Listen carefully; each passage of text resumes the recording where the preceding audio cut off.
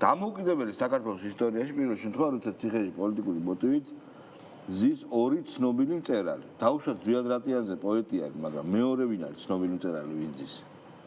ვინ არის? ცნობილი მწერალი. იუაფეს ზუაშვილი დაუჭირე. გამარჯობა მეგობრებო, დღეს მინდა ვისაუბრო იმ ადამიანებზე, რომლებსაც აკავებს ქართული ოცნების ხელისუფლება. და დღეს ჩვენ ვნახეთ და ბოლო დღეებშიც ვნახეთ ძალიან ბევრი ადამიანი, რომლებიც დააკავეს ამ ახალი კანონებით, იქ ზოგს სახში მიუვარდნენ და რაღაცა გზის გადაკეტვაზე ტროტუარებიდან აიყვანეს ხალხი და ასე შემდეგ. მოკლედ ეს რაღაცა რეპრესიული მანქანა ამუშავებული არის. და თავისთავად ამ ყველაფერს მოყვება ქართული ოცნების პროპაგანდაც და ზოგადად ერთ რაღაცას დავუკვირდეთ, რომ აი საიდან დაიწყო ეს ყველაფერი და როგორ უდგება ქართული ოცნება და მათი პროპაგანდისტული მანქანა იმ ხალხს, ვისაც აკავებს და რას გვეუბნებოდნენ თავიდან, ხო? ჯერ ერთი დავიწყოთ იქიდან, რომ ეს ადრეც მithქვამს, რომ პროტესტის არანაირი ფორმა ამ ხალხისთვის მისაღები არ არის. რაც არ უნდა გააკეთო და როგორი ფორმითაც არ უნდა გააპროტესტო, იქნება ეს მაგალითად Facebook-ზე სტატუსის დაწერით და ჩემ შემთხვევაში მაგალითად YouTube-ზე რაღაცა ვიდეოების ჩაწერით და ვიღაცეები არიან TikTok-ზე, რომლებიც რაღაცა ინფორმაციას აწვდიან საზოგადოებას, თუ ქუჩაში გამოსვლა, მშვიდობიანად დადგომა, გზის გადაკეტვა, რაღაცა მიზანმიმართულად არის ხოლმე იქ, რომ დაუმორჩილებლობას აცხადებს, ხო, იქ ვიღაცა თქვათ წამოწვა რუსთაველზე სადემონსტრაციოდ იმისა, რომ არ ემორჩილება ამ ახალ კანონს. ანუ ესეც არ ესმით ზოგიერთ პროტესტის არანაირი ფორმა ამ ხალხისთვის მისაღები არ არის. მშვიდობიანად დგას ხალხი, ბევრი ხალხი გამოვა, ესენი არიან აგენტები, დაფინანსებულები, უსამშობლოები, ამან ვერ იმუშავა, მე იქ ჯარიმები გამოუწერეს უამრავ ადამიანს, ხო, ჩვენ ვნახეთ, რომ ზოგ ადამიანს იმდენი ჯარიმა გამოუწერეს, რომ 10,000-ობით ლარის ჯარიმა დაედო და არ ვიცი, მე მგონი საქართველოში და თბილისში არ ყოფილა ადამიანი, რომელსაც რაღაცა რაოდენობის ჯარიმა არ ჰქონია. მე ამაზე თქვეს, რომ ეს ხალხი მუშევრები არიან, უსაქმურები არიან, ან deep state-ი უხდის და მაინც იხდიან ამას, ან უსაქმურები და უპოვრები არიან და ვერ იხდიან და გზააბნეულები არიან. ეხა გადავიდნენ იმაზე, რომ თურმე გიჟები არიან და ასე შემდეგ. მოკლედ არანაირი ფორმა და არც ერთი ადამიანი, რომელიც რაღაცა პროტესტს გამოხატავს, ამ ხალხისთვის მისაღები არ არის. და ეს გასაგები არის, რომ ხელისუფლება და სახელისუფლებო პროპაგანდა, რომ ესე იქცევა და ამას ლაპარაკობს, ეს გასაგებია, ანუ მათი მიზანი და მათი თამაში ეს არის ამ შემთხვევაში.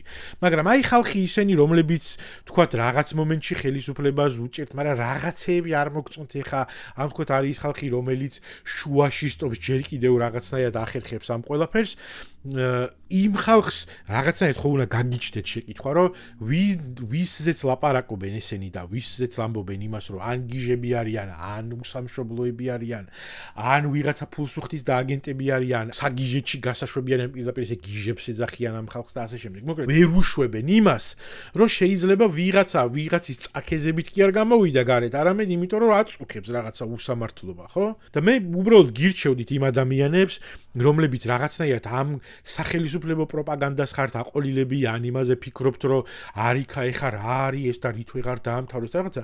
გაეცანით ამ ადამიანებს. თქვათ ქუჩაში გამოსვლა და რაღაცა პროტესტის გამოხატვა და რაღაცები მიუღებელია თქვენთვის გასაგებია, მაგრამ რაღაც მომენტში კრიტიკული აზროვნების ამბავი არის ესეც და ცოტა რაღაცა ინტელექტუალურად გულწრფელები ხო უნდა იყოთ საკუთარ თავთან, რომ კითხოთ, რომ იცი რა არის, აი ბაჩო ოდიშარია და შალვა რამიშვილი და წერა-კითხვის უცოდინარი ირაკლი ზარქუა და წერა-კითხვის უცოდინარი მიხეილ ყაველაშვილი რო გვეუბნება რაღაცას.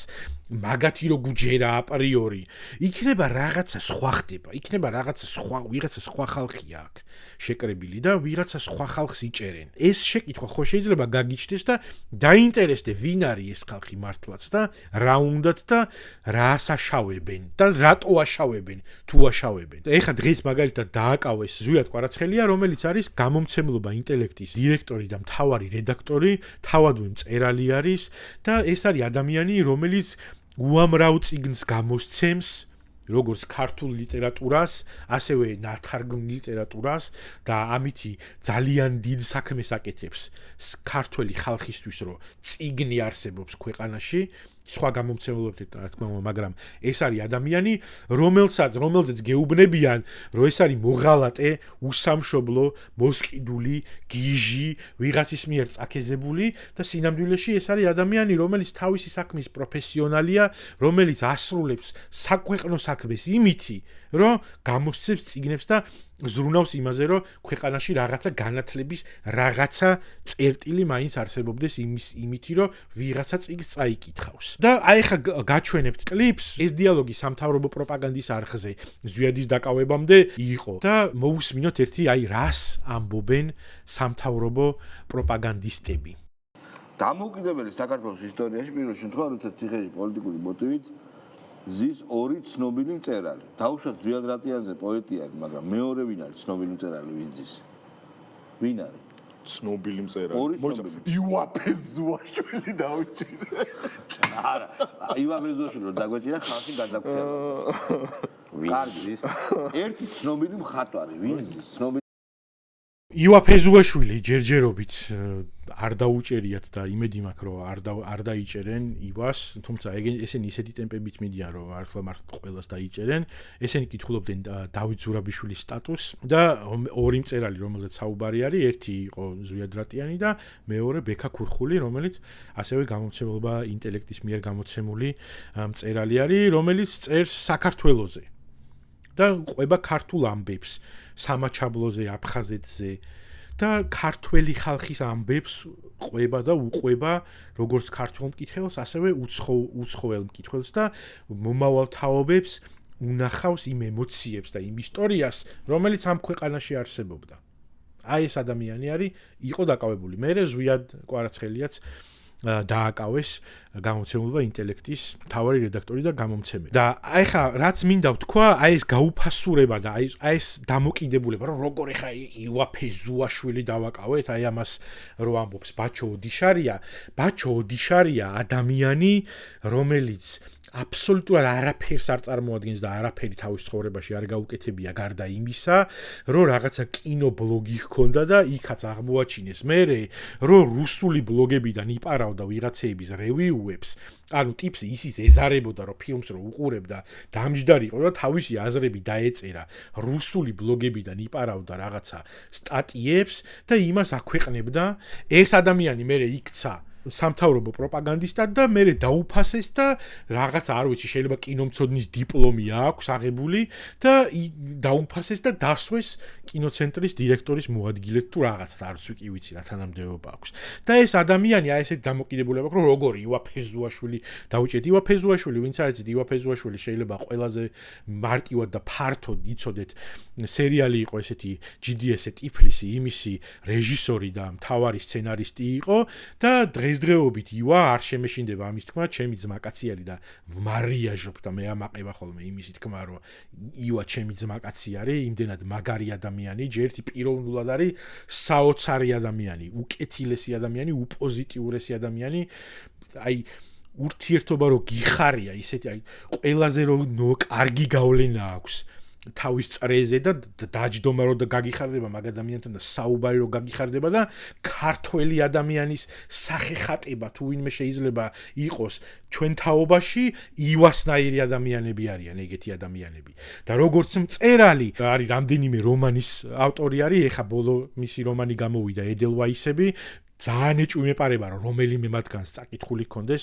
მე იქ აღარ დავიწყებ ხა იქ რომ რა ჯილდოები აქვს ივას მიღებული რამდენ ენაზე არის ნათარგმნი და ქართულ ლიტერატურას და ქართულ მწერლობას გზას უკაფავს ის რომ თანამედროვე მწერლებს რომ გავიდნენ მათ შორის და გააცნოს მსოფლიოს ქართული თანამედროვე მწერლობა და თანამედროვე მწერლები მაგრამ აი ერთ რაღაცას გეტყვით რომ შეიძლება ვიღაცას არ მოსწონდეს რაღაცა მისი დაწერილი გემოვნების ამბავი ხო არის კი ბატონო მაგრამ აი მარტივი რაღაცა მინდა უბრალოდ გითხრათ როგორი მწერალი არის ივა ფეზუაშვილი რომელსაც ესე აბუჩად იგდებს აი ეს არარაობა ეს პროპაგანდისტი პლაგიატი ბლოგერა როგორი მწერალი არის ივა რომ აგიხსნათ მისი რომანი მასკარფონე, რომელიც ასევე წავიბლატავებ ხა და გეტყვით, რომ გამოქვეყნებამდე წამაკითხა ივამ ექსკლუზიურად და აღფრთოვანებული ვიყავი, იმიტომ რომ ზოგადად ეს ამ რომანში მოთხრობილი არის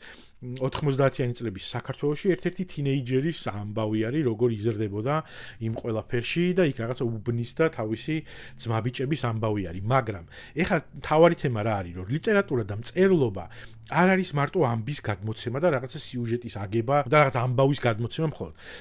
ერთ-ერთი მთავარი, აი დიდი მწერლები და კარგი მწერლები და ივა ამ შემთხვევაში კარგი მწერალი არის და ეს ძალიანაც არ გავკადრინერდები და ეხლა არ ვიტყვი რომ დიდი მწერალია თქო, მაგრამ ერთ რამეს გეტყვით რომ როდესაც გავა დრო და მას დრო დააფასებს და როდესაც მას თაობა დააფასებს, ის აუცილებლად ჩაიწერება დიდი ქართველი მწერლების სიაში, იმიტომ რომ აი მაგდონის მწერალი არის და მაგდონის ლიტერატურული ნაწარმოებები აქვს და ერთ-ერთი აი ეს მისი რომანი მასკარფონე არის ის ამისი კარგი მაგალითი, იმიტომ რომ კარგი და დიდი მწერლები ხშირად არიან ხოლმე, რომ აი ენაზე, რომელ ენაზეც წერენ, ცდილობენ რომ რაც შეიძლება გამოწრთონ იქიდან რაღაცა გამოწურონ, ხანდახან ეთამაშონ კიდევაც ენას და გვაჩვენონ რა შესაძლებლობები შეიძლება ჰქონდეს ენას. და მაგალითად საქართველოს ენაზე ხშირად არის ხოლმე წუწუნი, რომ თითქოს რაღაცა მდიდარი ენა არა გვაქვს და კარგად ვერ შეიძლება გადმოსცე ან ლექსი ან სიმღერა ან რაღაცა არ ვიცი ამბობენ ხოლმე ეს რაღაცა სადაც სასტიკად არ ვეთანხმები და ივას მასკარფონე ზუსტად არის ერთ-ერთი მაგალითი იმისა თუ რამდენად მოქნილი და რამდენად საინტერესო ენა არის ქართული ეს მთელი რომანი გადმოცემული არის ერთ განგრძობით აზრად რომელსაც იხსენებს ერთი პერსონაჟი და გვიყვება იმ ამბავს, რომელიც მოთხრობილი არის ამ რომანში. და ეს არის უძნელესი და ურთულესად დასაწერი რაღაცა არის, იმიტომ რომ იქ გრამატიკული დრო არ უნდა აგერიოს, იქ ისე უნდა იყო, რომ იქ რაღაცა შეიძლება ამას რომ მოიგონებს, რაღაცა კიდე უფრო ცოტა ოდნავ წარსულში უნდა გადავიდეს, რომ რაღაცა გაიხსენოს და რაღაცა კავშირები დაგანახოს სიუჟეტთან ან იმ დროს მომხდარ ამბავთან და აი ეს ყველაფერი ისე უნდა აღწერო და ისე უნდა ათამაშო ამ ყველაფრით, რომ არც შენ აიბნე, არც ენა დაიბას, არც ნაწერი აირიოს და მით უმეტეს არც მკითხველი შეაწუხო. და აი ამ შემთხვევაში პირდაპირ არ შემეშინდება იმის თქმა, რომ ივამ რაც გააკეთა მაგალითად მასკარფონეში, ეს იყო ქართული ენის მჭედელი შეიძლება ამ ადამიანს უწოდო, იმიტომ რომ აი ეს ნიჭიერება, რომ ქართულ ენაზე სხვანაირად განსხვავებულად და უნიკალურად როგორ შეიძლება წერო, აი ეს დაგვანახა ამ ადამიანმა. და აი ამ ადამიანს და მე უკვე აღნიშნე რომ აღარ ჩამოვთვლი რამდენი ენაზეა ნათარგმნი და რამდენი პრიზი და ჯილდო აქვს მიღებული, დასცინის და აბუჩად იგდებს ვიღაც პროპაგანდისტი არარაობა, რომელსაც არანაირი პრინციპი და არაფერი გაკეთებული თავის ცხოვრებაში არა გარდა იმისა, რომ ერთ დღეს იყო ბლოგერი, რომელიც იპარავდა რაღაც ბლოგებს, მერე გახდა პროპაგანდისტი, ამაში უხდიან მაყუთს და მერე იქ დასვეს იმისთვის, რომ რაღაცა პენსიაზე ცოტა დაუმატონ მაყუთი რა და აკეთოს ეხლა იქ სანამ ქართულ ფილმს გადაარჩენს. ესეთი ხალხი ივა ფეზუაშვილისნაირ, ზვიად ყვარაცხელიასნაირ, ზვიად რატიანისნაირ, ბექა ქურხულისნაირ ადამიანებს აბუჩად იგდებენ და გეუბნებიან, რომ ეს ხალხი არიან აგენტები, მოსყიდულები, გიჟები, არან უსამშობლოები, ხალხი, რომელიც თავისი ქვეყნისთვის აკეთებენ ძალიან ბევრ რამეს, აი ამ ხალხს აშავებს დღევანდელი პროპაგანდა. და არა მარტო აშავებს, არამედ ციხეში ყრის. იმის გამო, რომ ეს ხალხი თავის სამოქალაქო პოზიციას, თავის სამშობლოში, თავის ქალაქში გამოხატავს. ანუ ესე იგი ადამიანს არა აქვს იმისი უფლება, რომ რაღაცა უსამართლობის გზნობა გაუჩნდეს და თავის ქვეყანაში და თავის ქალაქში გამოხატოს ეს უკმაყოფილება და უსამართლობაზე ხმა მოიღოს, ამის უფლება არა აქვს. ხო და ნუ დაუჯერებთ ამ რაღაცა სამთავრობო უაზრო პროპაგანდას და ცოტა დაინტერესდით მართლა ვინ არის ის ხალხი, ვისაც ესენი გეუბნებიან, რომ უსამშობლოები და აგენტები არიან. ერთი შეკითხვა მაინც დასვით რაღაცა, რომ ეს წერა-კითხვის უცოდინარი ყაველაშვილი და ზარქუა და ეგეთი რაღაცა არსებები რაღაცას რო გელაპარაკებიან, ეს ვინ არის, მართლა ვისზე გეუნებიან ეს ხალხი? დიტო სამხარაძის პატრონი ადამიანები, რანაირად შეიძლება ბიჭო ივა ფეზულაშვილს დასცინოდეს, სირცხვილია ცოტა.